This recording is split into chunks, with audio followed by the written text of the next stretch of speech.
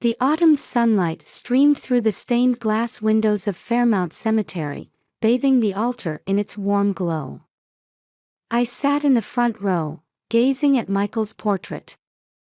Just a week ago, he had been so full of life, and now here he was, lying in eternal rest within his casket. My heart remained frozen in disbelief. Beautiful white calla lilies adorned the expensive ebony casket. They were the final bouquet I had lovingly crafted in my little flower shop.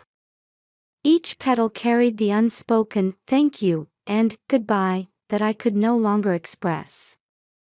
A profound silence filled the funeral home, even the slightest sound seemed to echo from far away. Michael's colleagues from his investment advisory firm gazed solemnly ahead. In the front row, my mother-in-law Martha prayed quietly. All morning, she had been holding my hand, whispering, "You'll be all right, Laura." Her kindness only made my heart ache more deeply. Michael Brown was a man trusted by all who knew him, as a devoted husband and capable businessman. Each word from the minister resonated in my heart like the toll of a heavy bell. The figures of the mourners in their black attire blurred through my tears. "Michael, why did you have to leave so soon? We had so many things we still wanted to do together." I could hear the slight tremor in my own voice. A sudden heart attack. Gone at just 38 years old. That final morning, he had left for work with his usual smile, saying, "See you later," but he never came home. Suddenly, the heavy doors swung open with a sound that cut through the solemn atmosphere. The reverent mood in the chapel froze instantly. A stranger in a striking red dress strode in confidently, her high heels echoing against the floor. Her perfectly styled blonde hair caught the sunlight, and an expensive pearl necklace adorned her neck. Her piercing gaze was fixed straight ahead at the altar. "Wait!" Her sharp voice pierced through to the chapel's ceiling. "He was my husband too." The room erupted in chaos. Gasps of shock rippled through the mourners. "For 7 years. I had to share him with you." The blonde woman, who introduced herself as Helen Parker, spoke with a voice as cold as ice shards, piercing straight through my heart. Her eyes held a mixture of hatred and triumph. After this sudden revelation, the funeral was temporarily suspended. Martha placed a hand on my shoulder and whispered, "Let's take a break." I nodded silently and headed to the waiting room. In the small room surrounded by white walls, the light streaming through the window seemed to make everything feel surreal. I sat in a chair and let out a deep sigh. My husband's death. And now this revelation. Everything was happening too suddenly for my mind to process. I heard a knock. It must be Martha checking on me. "Come in." The door opened. There stood Helen in her red dress. "We need to talk." Her voice was calmer now, but her eyes held a dangerous glint. "I think you should know the truth." Helen slowly approached me, clutching her expensive handbag with both hands. "Michael loved me. His marriage to you was just business. But until the end, he never had the courage to leave you." "That's a lie." My voice was surprisingly calm, even to myself. "Michael. That's when it happened." Helen's expression twisted suddenly, and her handbag came crashing down toward my head. A dull impact. Intense pain. My vision blurred. "This will end it all." Helen's voice grew distant. As my consciousness slipped into darkness, I caught a glimpse of an unnatural gleam in her eyes. It wasn't just hatred, there was something else. A cold light that suggested calculation. Then everything dissolved into pitch blackness. When consciousness began to return, the first thing I felt was a severe headache. As I slowly opened my eyes through the numbing pain in my temples, I couldn't see anything. Complete darkness. It was impossible to tell whether my eyes were open or closed in this absolute blackness. Where am I? My whispered words echoed strangely back at me. The sound reflection peculiar to small spaces. Anxiety began to build. When I reached out, there was a wall right beside me. The surface was smooth and cold. Moving my hand sideways, another wall. Reaching up, I touched a ceiling just inches away. No. Terror ran down my spine. It didn't take long to understand the reality. I was in a coffin. Intense panic seized my entire body. My breathing became shallow, and my heart began to race wildly. In the confined space, I felt like I couldn't get enough oxygen. A sensation of my throat being squeezed. Cold sweat ran down my back. Help! Someone! I'm in here. My desperate cries seemed to echo uselessly, probably blocked by the thick walls. I felt around my surroundings. Smooth wooden texture. And no gaps anywhere. A completely sealed space. Would this become my final resting place? Stay calm. I have to stay calm. I whispered to myself. But in the darkness, my sense of time was becoming distorted. How long had it been? Minutes? Hours? Unable to see my watch, I could only fight against the terror in the darkness. That's when I felt a slight warmth. At first, it was just barely noticeable. I thought it might be my imagination. But the temperature was definitely, mercilessly rising. Is this the crematorium? The moment that thought crossed my mind, another wave of terror swept over me.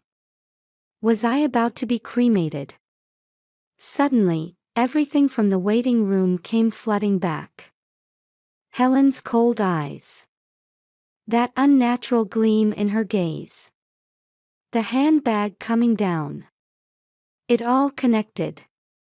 This wasn't an accident. This was attempted murder. She had planned this from the beginning. The heat gradually intensified. I could hear the roar of flames beginning beyond the walls. At first, it sounded like fire burning in the distance, but gradually the sound grew louder and closer. The heat rising from below was steadily increasing. Sweat poured out, and breathing became even more difficult. My clothes clung to my skin, and my hair became heavy with moisture. Help! Someone! Please! The fire is coming! I screamed desperately. Pounded on the coffin with both hands, kicked with my feet. Clawed at the walls until my nails broke. But the sturdy coffin didn't budge an inch. I could tell the metal clasps were firmly locked. The heat continued to rise. Every breath burned my lungs. My clothes were completely soaked with sweat, and my hair was damp with steam. Perhaps from lack of oxygen, I started feeling dizzy. The crematorium's flames approached relentlessly. The wall temperature had risen too high to touch. It felt like being burned alive. Is this what death's temperature feels like? Is this the end? 7 years with Michael. And the truth that was never revealed. Would it all end here? My vision began to darken. Whether from lack of oxygen or heat-induced dehydration, I couldn't tell. That's when I faintly heard voices outside.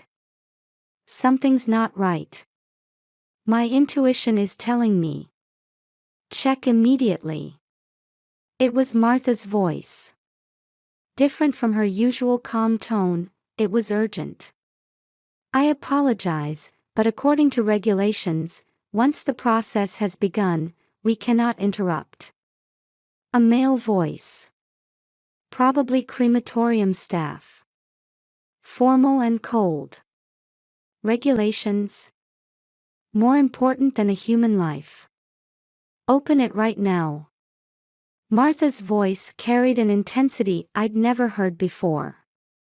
A forcefulness I couldn't have imagined from my usually gentle mother-in-law. Can you take responsibility?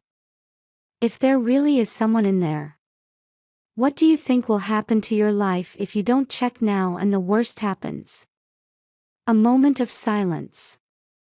Then the sound of machinery stopping. The rise in temperature halted. However, the accumulated heat still enveloped me. Hurry. Every second counts. Martha's voice was urgent. The sound of metal creaking. The sound of someone desperately trying to open the coffin. The bustle of multiple people moving. But the heat had already risen almost to the limit. My consciousness began to fade again. This time, it might really be the end. Laura. Please be alive. Martha's desperate cry echoed in the darkness. Then suddenly, bright light streamed in. The sound of the lid opening. Fresh air rushed in, and the hot air escaped all at once. Multiple arms grabbed me and pulled me out. The cool air felt wonderful against my burning skin. Laura. Are you all right? Stay with me. In Martha's arms, I coughed violently. Filled my lungs with air. I was alive. Still alive. My throat burned with pain. My whole body was feverish. But I was definitely alive. Call an ambulance. Quickly. Someone shouting. The sound of security guards running. Staff moving frantically. And in Martha's arms, I lost consciousness again. This time, not from the fear of death, but from extreme exhaustion and relief. The last thing I heard was Martha's thin yet strong-willed voice. It's all right now. You're safe, Laura. I'll protect you, I promise. After 3 days of recovery in the hospital, I found myself sitting in the police station's interview room. The afternoon sunlight streaming through the window reminded me of the heat from that day at the crematorium, making me shudder involuntarily. Across from me sat a middle-aged detective in a gray suit. Ms. Brown, do you have any idea what might have motivated her to try to kill you? The detective's voice was gentle, but his gaze was sharp, observing my reactions. Thick case files were stacked on the desk. Honestly, everything happened so suddenly. Until the day of my husband's funeral, I didn't even know a woman named Helen Parker existed. My voice was still slightly shaky. Though my throat still hurt, the emotional wounds cut much deeper. Helen Parker has been arrested. Initially, she denied everything, but... The detective pulled out a photograph. It was a printout from the crematorium's security camera footage. The image showed Helen in a private conversation with the crematorium staff. The date was right after Michael's death. She had been planning to take my life all along. She had systematically bribed the crematorium staff. A significant amount of money was involved. We found traces of suspicious deposits in the employee's account. Those words sent a chill down my spine. Premeditated attempted murder. The fact that this wasn't a random incident weighed even more heavily on my heart. Leaving the interview room, Martha was waiting. There was a shadow of something unspoken in her expression. The dark circles under her eyes told of her exhaustion over these past few days. "Laura, could we talk? There are things I couldn't tell the police." We went to a nearby cafe and sat facing each other. After a long silence, Martha finally spoke. Her expression showed a pain I'd never seen before. "I noticed something was wrong with him 3 months ago." Martha's voice carried a mixture of sadness and regret. Her fingers, gripping the coffee cup, trembled slightly. "Michael suddenly started having more weekend business trips. And they were longer than usual. A mother's intuition, I suppose. I felt something wasn't right. He became anxious about phone calls, quickly closing his computer screen when anyone came near." She let out a small sigh and lowered her gaze. "I hired a private investigator. As a mother, I needed to make sure my son wasn't going down the wrong path. I hesitated at first, but I couldn't just let it be." Those words made my heart race. My throat went dry. The investigation results arrived 2 days before Michael's death. Photos and reports. Evidence of his meetings with Helen. Rendezvous at luxury hotels. Expensive gifts. Everything was documented there. Evidence that my son had been living a double life.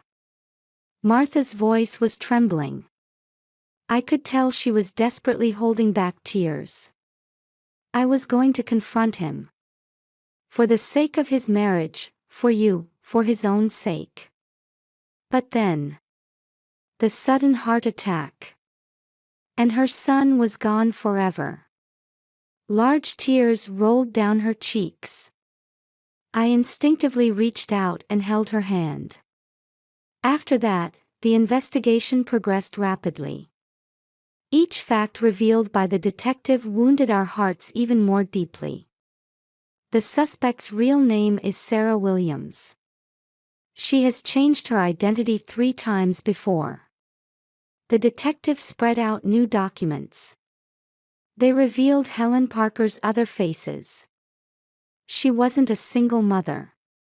She had a criminal record. Marriage fraud, attempted insurance fraud. She had swindled money from multiple men using different names. Michael had been her newest target. The suspect had planned everything before approaching your husband. The detective laid out one piece of evidence after another.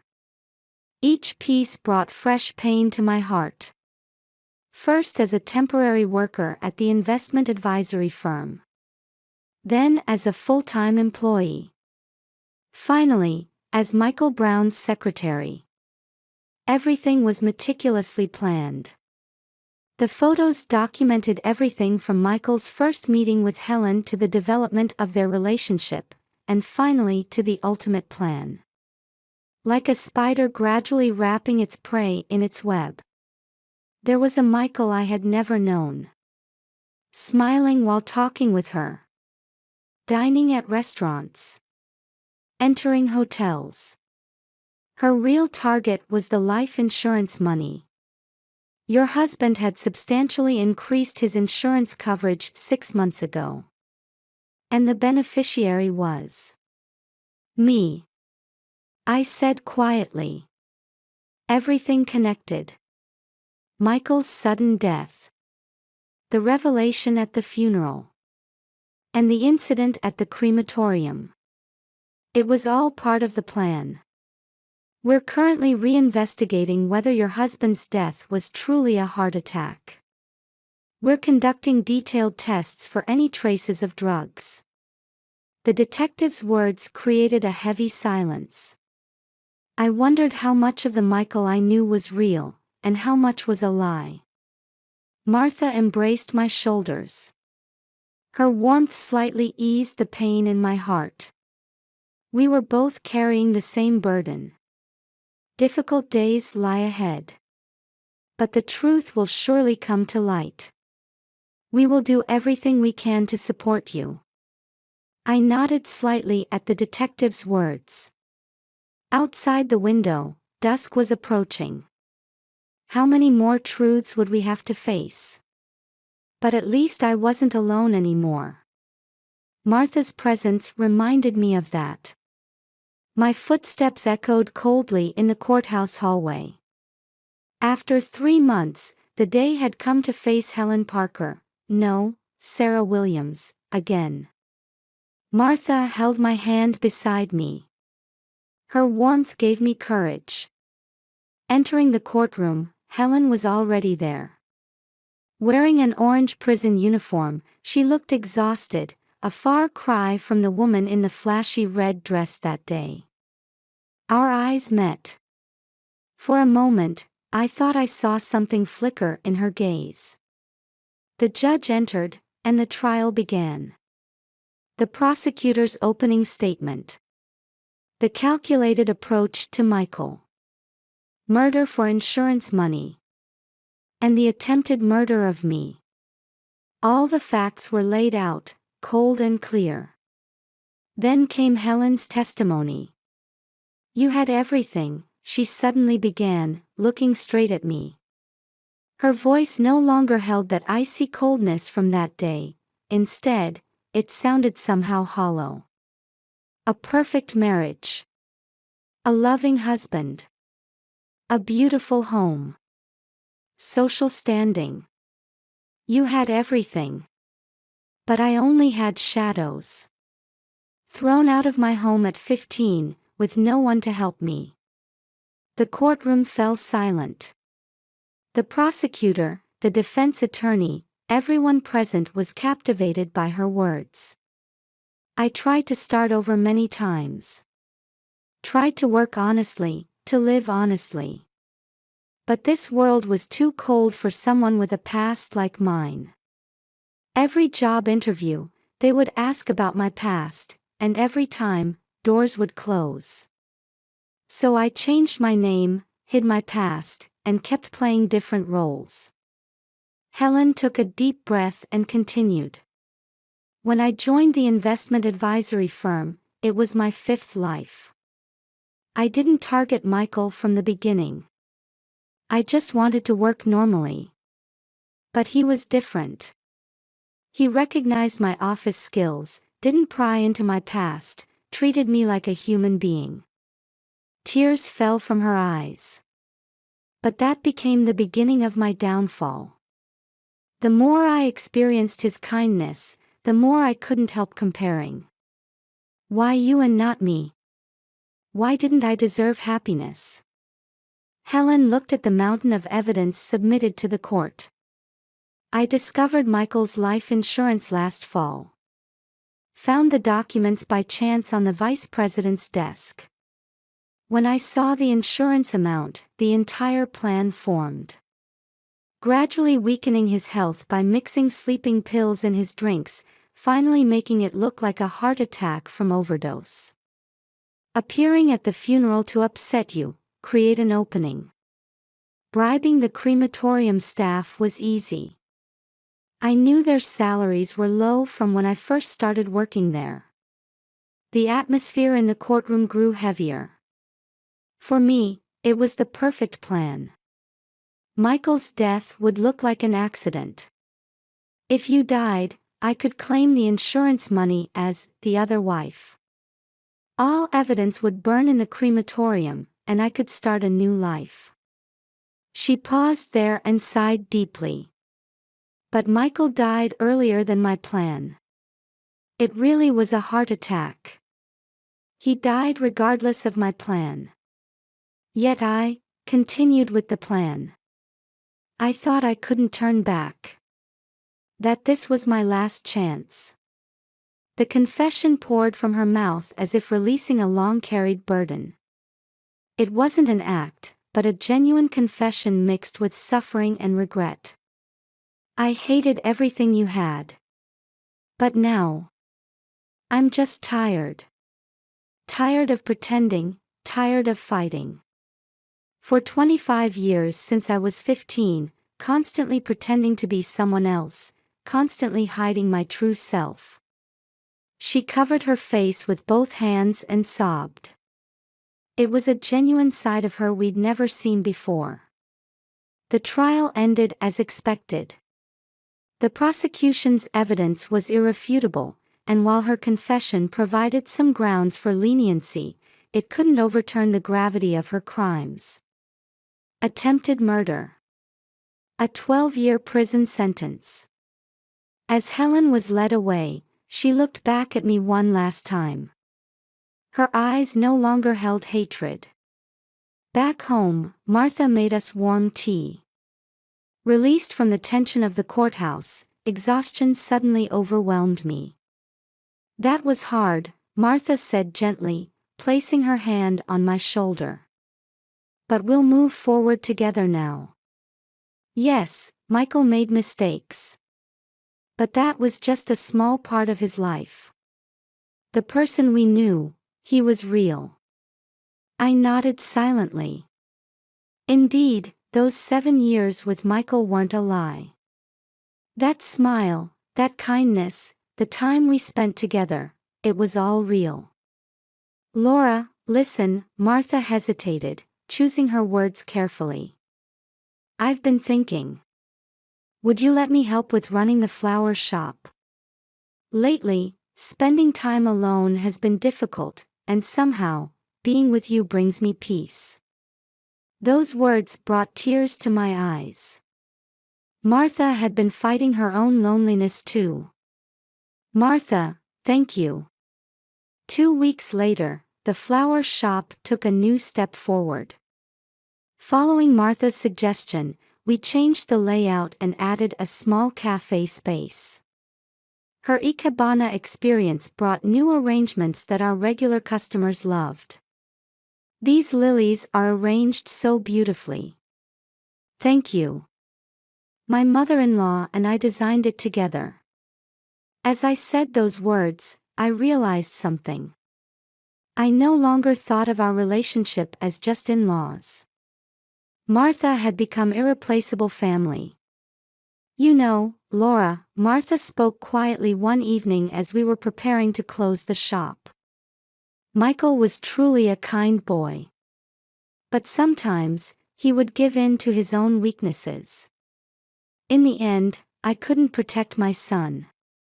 Outside the window, the setting sun gently colored the cityscape. "But because of you, I've found the strength to look forward again." "Thank you." I felt deeply grateful for Martha's words too. We were supporting each other. Endings are also new beginnings, aren't they? I whispered softly. The floral fragrance wafting through the shop. Martha's warm smile. And the new days we would build together. Yes, we had lost something precious. But at the same time, we had found a new bond. And the strength to walk forward together, overcoming our grief. In the evening light, we smiled quietly at each other. Tomorrow would bring new flowers. And with them, new hope. A year has passed since then. The morning sun streams through the flower shop window, gently illuminating the flowers on display. In the quiet time before opening, I softly touch the petals of white calla lilies in a vase. "Beautiful flowers," Martha says, bringing in warm coffee. It's become her daily morning routine without my noticing. "Today's the day, isn't it?" I nodded quietly. The first anniversary of Michael's death. Yesterday, we placed fresh flowers on his grave. The town has changed so much since the trial. Indeed, much had changed over this past year. Sarah Williams' trial had sent ripples through the investment industry. Michael's company had thoroughly revised their internal regulations, strengthening background checks while also initiating an employment program for reformed offenders. They were working toward a new way of employment where people wouldn't need to hide their past. Did you read her letter? I nodded slightly at Martha's question. Last week, a letter arrived from the prison. In it, she had written candidly about her life story that she had never told anyone before. Being thrown out at 15, drifting between facilities and the streets. A period when she tried to walk an honest path at a rehabilitation facility. But the anguish of being unable to find a place in society due to her records. And how she began using false names. We can't forgive her, Martha said quietly. But we can understand. And we can do something to prevent the same sadness from repeating. Martha had recently started volunteering at a rehabilitation facility. Once a week, she teaches flower arranging, connecting with troubled souls. By the way, Laura, Martha showed a slightly nervous expression. About the new shop. We're currently planning our second location. Following Martha's suggestion, it will be a new type of shop combining flower therapy and counseling. A place to heal wounded hearts with flowers. I've secured the funding. My savings, and... She hesitated slightly. I want to use part of Michael's insurance money. I think he would be happy with our choice. Those words brought tears to my eyes. Yes, this is what Michael would have wanted. For his death to become a light for someone else's new life. Thank you, Martha. We embraced silently. Mother-in-law and daughter-in-law. Family bound by deep ties despite the lack of blood relation. The shop's entrance bell chimes softly. Our first customer. Welcome, we greet together. A young woman enters hesitantly. I came to ask about flower therapy. Her eyes show uncertainty. She must have gone through some difficult experiences. But this girl, too, will surely find her way forward. Let's talk about it slowly, Martha smiles gently. I prepare freshly brewed coffee. In this space filled with the fragrance of flowers, another story of healing was about to begin. Outside, early summer light embraces the town. And the various flowers arranged on the shop's shelves quietly weave their own stories. Life sometimes confronts us with cruel truths. But if we have the courage to face those truths and overcome them, new paths will surely open. I gently add water to the white calla lilies. Their petals seem to shine even more brilliantly in the morning light. An ending is always a new beginning. Hoping that this beginning becomes someone's hope, we continue walking forward today, together with our flowers.